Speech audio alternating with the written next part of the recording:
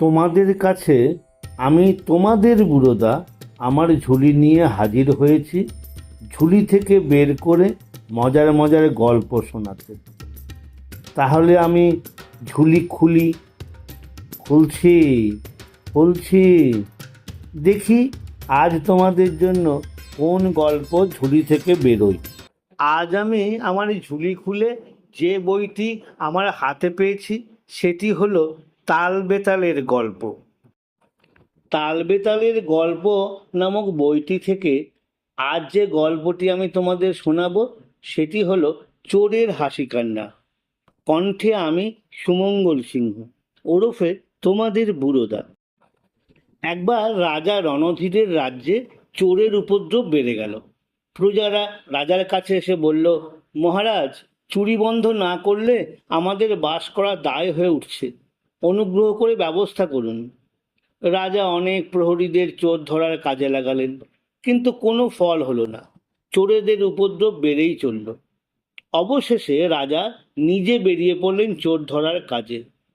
এক রাতে রাজা একজন লোককে রাজপথে যেতে দেখে জিজ্ঞেস করলেন, তুমি কে?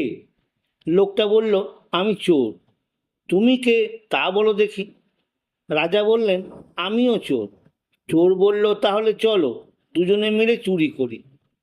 এক ধনী বণিকের বাড়ি থেকে চোরের সঙ্গে রাজাও সে রাতে অনেক টাকা পয়সা চুরি করলেন। তারপরে সেই চোরের সঙ্গে সুড়ঙ্গের মধ্য দিয়ে পাতালপুরীতে পৌঁছালেন। চোর রাজাকে দরজার সামনে বসিয়ে রেখে পাতাল পথে নেমে গেল। রাজাকে সেখানে দেখতে পেয়ে চোরের এক দাসী বলল, বাবা, তুমি এখান থেকে পালাও, না হলে ওই চোর এবার ফিরে এসে তোমাকে মেরে ফেলবে। রাজা রণধীর রাজধানীতে পালিয়ে এসে পরদিনই চোরের পাতালপুরী সৈন্য সামন্ত দিয়ে ঘিরে ফেললেন।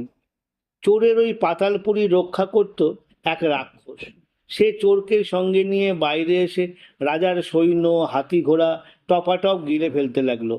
যারা পালালো তারাই বাঁচল। রাজাও পালাচ্ছেন দেখে চোর তাঁর পিছু ধাওয়া করলো। বলল, তুমি রাজা হয়ে যুদ্ধ না করে পালিয়ে যেতে লজ্জা পাচ্ছ না? তোমার জীবনে ধিক। তখন রাজা চোরের সঙ্গে লড়াই করে তাকে পরাজিত করলেন। তারপর তাকে রাজধানীতে নিয়ে গিয়ে তার লোকজনদের বললেন, একে গাধার পিঠে চড়িয়ে রাজপথে ঘোরাও, তারপর সকলের সামনে ওকে শুলে চড়াও। রাজার লোকেরা তাই করল, কারণ তার ওপর সারা রাজ্যের লোকের রাগ। সে তাদের সর্বস্ব লুঠে নিয়ে অনেককে গরিব করে ছেড়েছে। ব্যাপার দেখে এক বণিকের মেয়ের চোরের ওপর মায়া হলো। সে তার বাবাকে বলল, বাবা, তুমি তোমার সব কিছুর বিনিময়ে ওই চোরের জীবন বাঁচাও, না হলে আমি আত্মঘাতী হব। বণিক রাজাকে তার সব কিছুর বিনিময়ে চোরের প্রাণ ভিক্ষা চাইল। রাজা রাজি হলেন না। চোরকে শুলে দেবার সব আয়োজন শেষ হলো।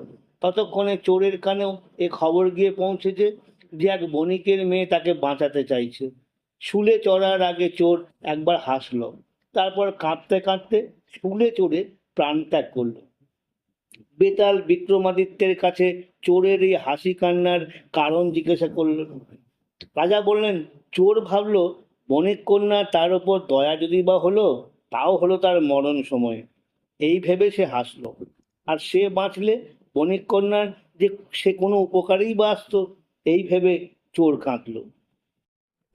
আমার কথাটি ফুরলো, নোটে গাছটি মুড়লো। আমার কথাটি ফুরলো, নোটে গাছটি মুড়লো। আমার কথাটি ফুরলো, নোটে গাছটি মুড়লো।